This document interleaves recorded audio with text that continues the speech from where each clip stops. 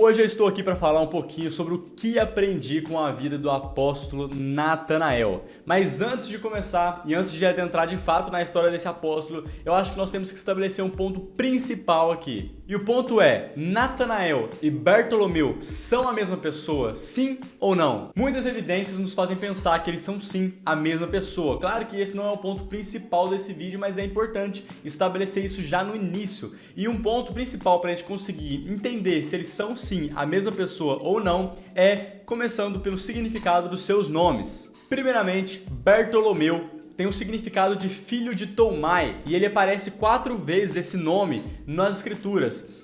Se eu não me engano, Marcos, Mateus, Lucas e também em Atos. E todas as vezes que esse nome, Bartolomeu, aparece na Bíblia, não é com alguma informação de algo que ele fez. Toda vez que ele aparece, é apenas sendo listado na lista de apóstolos. Sempre que tem aquela lista falando dos nomes dos apóstolos, aparece o nome do Bartolomeu. Entretanto, não tem nenhuma atitude dele. Na verdade, nesse ponto, ele se assemelha muito com Simão Zelote, que foi inclusive o episódio que nós fizemos passado. Não tem nada sobre ele. Porém, se nós entendermos que Bartolomeu é o mesmo que Natanael, por alguns motivos que eu vou colocar aqui nesse vídeo, nós aí sim temos algumas coisas para falar acerca desse apóstolo, porque Natanael, diferentemente do nome Bartolomeu, ele aparece uma vez só e é no Evangelho de João, que é o único que não aparece o nome Bartolomeu. E quando ele aparece nesse Evangelho de João, é com algumas palavras que ele diz, com algumas atitudes, então nós temos mais coisas para falar sobre esse apóstolo se nós levamos em conta que eles são sim a mesma pessoa, que é algo que muitos estudiosos concordam. Bom, então quais são os motivos para nós acreditarmos que Natanael e Bartolomeu são as mesmas pessoas? Primeiro que o nome Natanael significa dom de Deus. Já Bartolomeu significa filho de Tomai.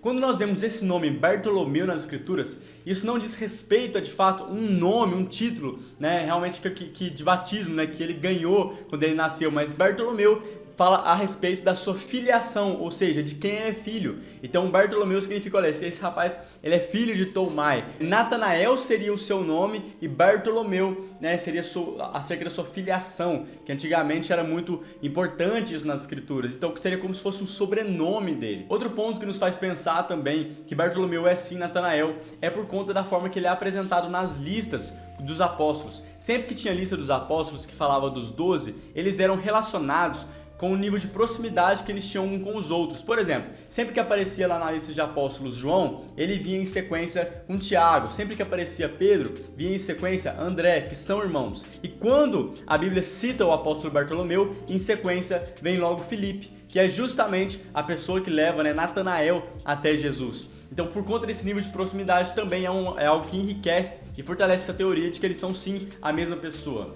E isso é algo que muitos estudiosos vêm concordando desde o século IX. O próprio John Wesley diz, olha, provavelmente Natanael era o mesmo que Bartolomeu, que poderia ter o significado de nome, como eu falei, de filho de Tomai ou filho de Ptolomeu, né? Então, já tirando isso de cara aqui do início do vídeo, nós podemos concluir que eles são sim a mesma pessoa. E a passagem que nós vamos utilizar para falar acerca desse apóstolo Natanael, está lá em João 1, 45 até 51, que diz o seguinte: Filipe encontrou Natanael e lhe disse: achamos aquele sobre quem Moisés escreveu na lei e a respeito de quem os profetas também escreveram, Jesus de Nazaré, filho de José. Perguntou Natanael: Nazaré? Pode vir alguma coisa boa de lá? E disse Filipe: venha e veja. Ao ver Natanael se aproximando, disse Jesus: aí está um verdadeiro israelita, em quem não há falsidade. Perguntou Natanael: de onde me conheces? E Jesus respondeu: eu o vi quando você estava debaixo da figueira, antes de Filipe o chamar. Então Natanael declarou: mestre, tu és o Filho de Deus, tu és o Rei de Israel. Antes de nós prosseguirmos, eu já quero falar um pouco sobre o que nós conseguimos aprender dessa passagem com a vida de Natanael, né? A forma que ele conhece Jesus e a forma que Jesus também o conhece. Isso tudo tem muito poder e muito valor para nós quando nós olhamos com atenção. Cara, sinceramente, eu tô convicto que essa é uma das passagens onde é mais emblemático o fato da humanidade e da divindade de Jesus. Para mim, essa é uma das passagens que mais expressa isso. Eu acho que fica atrás só daquela passagem onde diz que Maria, né, ficou grávida pelo Espírito Santo. Mas atrás dessa passagem, eu acredito que essa é uma que expressa grandemente a humanidade de Cristo e de forma simultânea a divindade. Afinal, Jesus ele é 100% homem, 100% Deus, e isso é alguma das coisas que nós já conseguimos aprender muito com a vida de Natanael. Cara, então imagina esse cenário. Natanael tá vivendo a sua vida, né? Provavelmente ele já era conhecedor das escrituras e das profecias, dos profetas, portanto ele estava aguardando o Messias prometido, e um dia, do dia pra noite, literalmente, sem esperar, sem comentar, do nada chega o seu amigo Felipe com uma notícia bombástica. O Messias aguardado chegou. Cara, pensa nisso.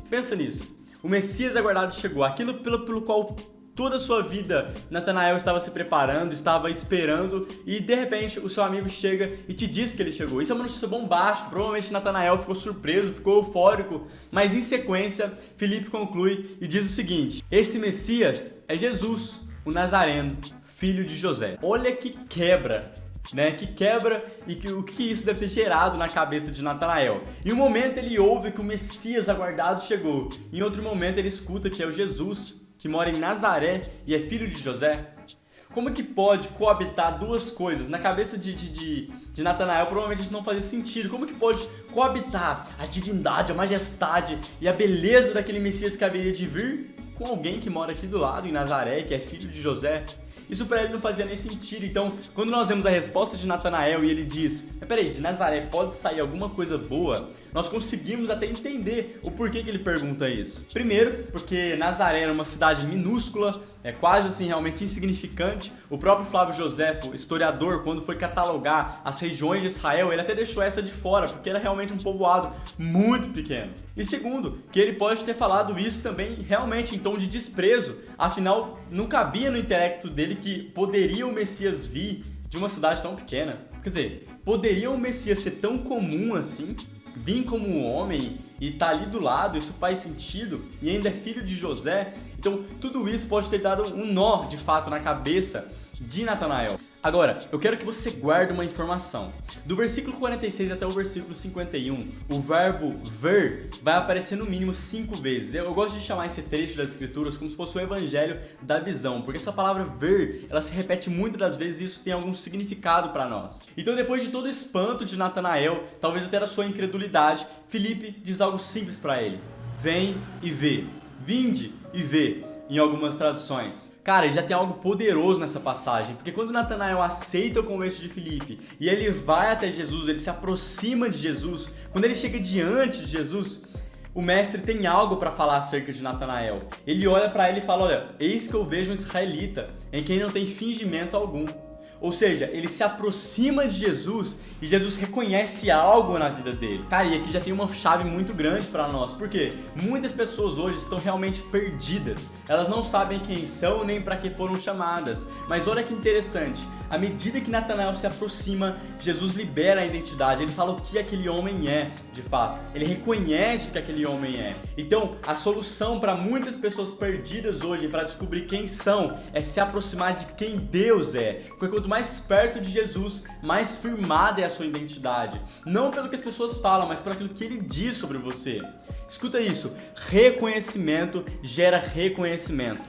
A mesma coisa aconteceu com o apóstolo Pedro em outro momento. Quando ele se aproxima de Jesus, Jesus olha para ele e fala: olha, tu serás um pescador de homens. Então, se você quer descobrir a sua identidade, chegue mais perto dele e você vai descobrir quem você é de fato. Agora, quando Jesus olha para Natanael e fala: olha, eis aí um israelita em quem não tem fingimento algum, ele percebe isso. Normalmente, provavelmente foi por conta de que Natanael não era como os fariseus da época, que eram muito hipócritas, né? Eles falavam, aparentavam uma coisa e viviam outra totalmente diferente. Isso é algo que o próprio Messias reconheceu na vida de Natanael. Agora, tem algo muito profundo nessa passagem, porque exatamente nessa passagem nós vamos ver sendo expresso a humanidade de Cristo e também a divindade dele no seguinte momento. Quando Jesus olha para Natanael e fala essas palavras sobre ele, Jesus está olhando para ele e vendo uma característica que outras pessoas também poderiam ver. Provavelmente Felipe também via, né, que Natanael era alguém que não tinha fingimento algum. Afinal, se não fosse isso, ele nem ia chegar até Natanael falando que o Messias tinha nascido em Nazaré. Ele poderia não ser bem recebido se essa pessoa fosse uma hipócrita, se ela não fosse genuína. Então, quando Jesus olha para Natanael e percebe que ele é um israelita, que não há fingimento algum, isso é algo que também outros homens poderiam ver. Então, quando Jesus olha para ele e fala isso, ele está olhando com os seus olhos humanos. Ele está enxergando algo que o homem também pode enxergar. Porém, quando Natanael pergunta, peraí, de onde você me conheces? Aí nós vamos ver que Jesus também vai expressar nesse momento a sua divindade. Porque ele vai olhar para Natanael e vai dizer o seguinte: antes de Filipe o chamar, eu já o tinha visto debaixo da figueira. Meu amigo, da primeira vez que Jesus tinha falado que viu, né, e Natanael e que falou aquelas palavras, ele estava vendo algo que o homem poderia ver. Mas nessa segunda, era algo que só Deus poderia ver. Provavelmente, debaixo dessa figueira, estava só Natanael. E ele fica tão, assim, realmente impressionado quando Jesus fala essas palavras, porque ele percebe que para ver que ele estava debaixo da figueira, sozinho, só Deus poderia conseguir. Então nessa passagem tem expressa a humanidade, a divindade de Jesus de forma quase simultânea. Na primeira vez que ele olha, ele declara algo com seus olhos humanos, mas na segunda vez que ele fala que viu Natanael, antes de Filipe o chamar, ele está declarando algo que só Deus poderia saber, a sua onisciência. Você entende por que Jesus não pode ser simplesmente um profeta? Um profeta, ele tem encargo de falar do coração de Deus aos homens. Entretanto, ele não consegue ver todas as coisas, ele não tem atributos divinos de fato. Agora Jesus, ele declara exatamente algo que só Deus poderia fazer, e isso realmente cativa o coração de Natanael a Jesus. Quando Natanael percebe esse atributo divino em Jesus, ele olha para ele e fala: mestre, tu és Senhor, tu és Filho de Deus, tu és Rei sobre Israel. Sabe o que é isso, meu irmão? Reconhecimento gera reconhecimento. Um dia Jesus chegou e perguntou: quem eles dizem que eu sou? E Pedro respondeu: tu és Cristo, Filho do Deus vivo. E ouvindo isso, Jesus responde para ele: e tu és Pedro, porque reconhecimento gera reconhecimento. Quando Pedro reconhece quem Jesus é, Jesus reconhece quem Pedro é. Quando Natanael reconheceu quem Messias era, o Messias também reconheceu quem Natanael era. Agora, talvez você se pergunte, mas o que vai mudar na minha vida o fato de eu entender a humanidade de Jesus e a divindade dele? E bom, eu gostaria de começar exatamente por esse ponto. Lá em Mateus 2, versículo 1, a palavra de Deus diz que, tendo Jesus nascido. Cara, você já refletiu a profundidade dessa pequena palavra? Tendo Jesus nascido. É como se o texto estivesse dizendo: tendo Deus nascido, Deus nasceu. Será que isso não fere a sua intelectualidade? Será que isso não fere as estruturas que você montou para si? Deus nasceu. Deus, ele literalmente se vestiu como um de nós. Na criação, quando ele nos cria, né, a partir do barro, é algo muito profundo. Porém, a encarnação é algo bem mais profundo que isso. Por quê? Como se não bastasse Deus sujar suas mãos de barro ao nos criar. Quando ele encarna, quando ele se veste como um de nós, é como se ele estivesse se jogando nessa lama, se jogando nessa criação, em quem nós somos. Agora, a diferença é que ele vem, se veste como um de nós, mas em tudo não tem pecado. Em tudo ele passa. É como se ele se jogasse nesse barro da criação que ele sujou suas mãos para fazer, só que ele saísse limpo disso tudo. Essa é a diferença, essa é a humanidade extravagante de Cristo. Amigo, entenda a magnitude disso. O Deus que criou os céus, o mar, as estrelas, o Deus que fez tudo isso, esse Deus nasceu. Esse Deus cresceu. Cara, isso é profundo demais. Allen Hoods vai dizer o seguinte: ele se relacionou ternamente com a nossa forma humana. Ele está intimamente familiarizado com você. Não por escrever um manual sobre um projeto humano, mas por juntar-se a você para sempre. O amor de Jesus é tanto que ele deixou a sua glória para estar conosco. Ele é literalmente Emmanuel. Jesus, ele é o ponto onde céus e terra se encontram. Ele é Deus conosco. E por que é importante olharmos para Jesus também como homem? Porque se nós apenas o adorarmos pelo seu lado divino, pelo seu aspecto divino, então nossa adoração vai ser limitada. Mas quando nós adoramos ele na plenitude de quem ele é, 100% homem, 100% Deus, nossa adoração se torna mais plena nesse sentido, porque nós estamos adorando em todos os aspectos daquilo que ele é. Ele não é apenas um Deus impessoal que está distante, não. Ele também é Emmanuel, que veio e se fez como um de nós e habitou em nosso meio. Muitas pessoas têm dificuldade para entender a humanidade de Jesus. Elas acham que, nossa, que ele foi totalmente muito diferente diferente de tudo que aconteceu, mas na verdade ele era muito comum, sabe? Em seu tempo de humanidade. A palavra de Deus vai dizer lá em Lucas 2,40 o seguinte: o menino crescia e se fortalecia, enchendo-se de sabedoria, e a graça de Deus estava sobre ele. Escuta isso, meu irmão. Se Jesus cresceu, então um dia ele esteve pequeno. Se Jesus se fortaleceu, então um dia ele esteve enfraquecido. Se ele cresceu em sabedoria, então teve um dia em que ele estava esvaziado. E tudo isso por amor de nós. Você consegue entender a profundidade disso tudo? Jesus ele não fugiu do processo do crescimento. Ele poderia talvez ter vindo com 30 anos, começado seu ministério e feito tudo, mas não. Ele nasceu, ele cresceu, ele se esvaziou e ele passou por esse processo de crescimento. Ele não fugiu do processo. E sabe, na minha opinião, aquilo que mais interessa, sabe, aquilo que é mais forte para nós ao olharmos para Jesus como sendo homem, é o fator de identificação. Como assim? Eu vou explicar. Carl Russell vai dizer o seguinte: somente um Deus que chora sabe como enxugar suas lágrimas. Jesus ele é o único Deus que pode olhar nos seus olhos e entender de fato a dor que você está passando, a fome que você está sentindo, o choro que você está chorando, porque ele passou por tudo isso. Ele não é um Deus impessoal. Quando ele vem como um homem e ele passa todo o seu período na terra, ele estava literalmente passando por tudo que nós vamos passar ou já passamos, por todas as dores. Então ele conhece realmente quem nós somos. Então, olhando para a humanidade dele, nós conseguimos nos identificar, porque ele sabe literalmente o sofrimento que nós temos passado.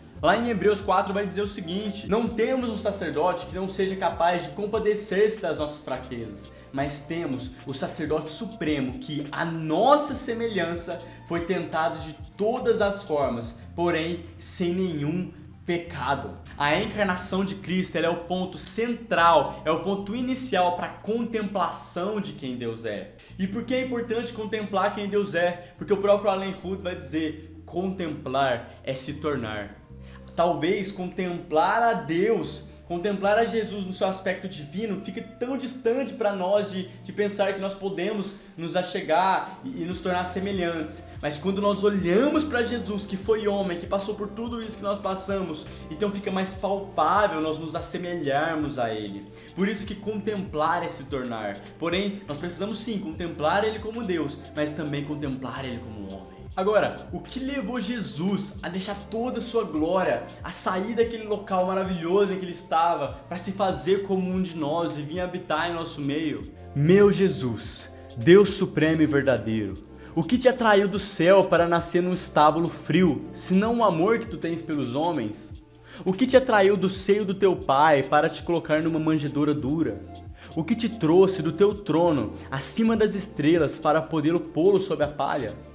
O que te levou entre os 9 coros de anjos para te colocar entre 2 animais? Tu, que incendeia os serafins com fogo santo, agora está tremendo de frio nesse estábulo. Tu, que puseste as estrelas do céu em movimento, não podes mover-te agora, a não ser que outros te carregam nos braços. Tu, que dá aos homens e aos animais a sua comida, tens agora necessidade de um pouco de leite para sustentar a tua vida. Tu, que és a alegria do céu, agora choramingas e clamas em sofrimento. Diga-me, quem te reduziu a tal miséria? O amor fez isso. O amor que tu dás a nós, homens, trouxe isso sobre ti. Foi literalmente o amor de Cristo que levou Deus, que levou Ele a se submeter. Foi um amor por mim e por você, que fez com que Ele deixasse grande glória para se fazer como um de nós. Imagine isso, nesse momento, assentado num trono, existe um homem com as mãos, com cicatrizes. Isso é muito profundo. Agora, você já entendeu um pouco acerca da humanidade de Cristo? Claro que é muito mais profundo que isso, mas eu também queria entrar um pouco com você acerca da divindade. Afinal de contas, são esses 2 pontos principais que nós observamos na vida de Jesus e nesse pequeno episódio com Natanael. Veja, Cristo, ele não apenas experimentou a morte, como ele a venceu. E como que isso poderia acontecer com ele sendo homem? Em João 1, versículo 1 vai dizer: e no princípio era o Verbo, e o Verbo estava com Deus, e o Verbo era Deus. Apenas através da divindade de Jesus a morte poderia ser vencido. O Verbo não apenas estava, o Verbo era Deus. Ele não apenas estava com Deus na criação, ele é Deus. E só através da divindade de Cristo que a morte poderia ter sido vencida. Quando nós entendemos que Jesus ele é parte da Trindade, consubstancial com o Pai, com o Espírito, como diz o Concílio de Nicéia, nós conseguimos contemplar com mais clareza acerca de quem ele é. Veja, Jesus não é apenas um bom homem que apareceu durante o período, ele não era só um bom líder, ele não era só um bom profeta, ele não era só um homem de Nazaré, ele não é mais um bebê na manjedoura. Ele está sentado no trono com grande glória e poder. Ele é Deus. Pelo menos 65 vezes Jesus se identifica com uma figura celestial citada lá em Daniel 7. No Evangelho de João, só no Evangelho de João, Jesus se refere a Deus como Pai pelo menos 106 vezes. Ele é aquele que diz: antes que Abraão existisse, eu sou. Veja, tem muitos tentando pintar Jesus como sendo apenas um sábio, mas um sábio não pode curar enfermo, um sábio não pode expulsar demônios, um sábio não pode pregar com a autoridade que Jesus pregava, um sábio até pode morrer, mas um sábio não pode ressuscitar. O que fez Natanael seguir Jesus não foi só a sua humanidade, mas também a sua divindade, a sua onisciência, foi um atributo divino. Então que nós possamos olhar para Jesus, sim, como um homem, sabe, que fica mais fácil de contemplar e de se tornar, mas também como Deus, que está sobre todas as coisas, que há de julgar os vivos e os mortos. Que nós possamos seguir Jesus, não apenas pelo homem que ele foi, mas pelo Deus que ele nunca deixou de ser. Agora, para encerrar essa mensagem sobre Natanael, eu gostaria só de continuar aquilo que o versículo vai dizer, o texto vai dizer. Jesus disse: você crê porque eu disse que te vi debaixo da figueira? Você verá coisas maiores do que essa. E então acrescentou: digo-lhes a verdade, vocês verão o céu aberto e os anjos de Deus subindo e descendo sobre o Filho do Homem. Tem algo muito profundo nesse texto. Antes de Jesus chegar a Galileia, de fato, para encontrar com Natanael, ele teve que passar por Betânia, no batismo com João Batista. E o trajeto de Betânia até Galileia, até o momento em que ele encontra com Natanael, ele passa por 3 lugares importantes, que foram 3 lugares que Jacó também passou: Manaim, Betel e Jaboque, que depois viria a ser conhecido como Peniel. Agora, por que é interessante eu te falar que ele passou pelos mesmos locais que Jacó passou? Porque veja bem, Jesus fala para Natanael que ele vai ver o céu aberto e os anjos do Senhor subindo e descendo sobre o Filho do Homem. Quando nós vemos dessa forma parece estranho, mas olha lá, em Gênesis 28, Jacó ele vai ter um sonho que é praticamente a mesma coisa, só vai mudar uma palavra. No sonho dele, ele via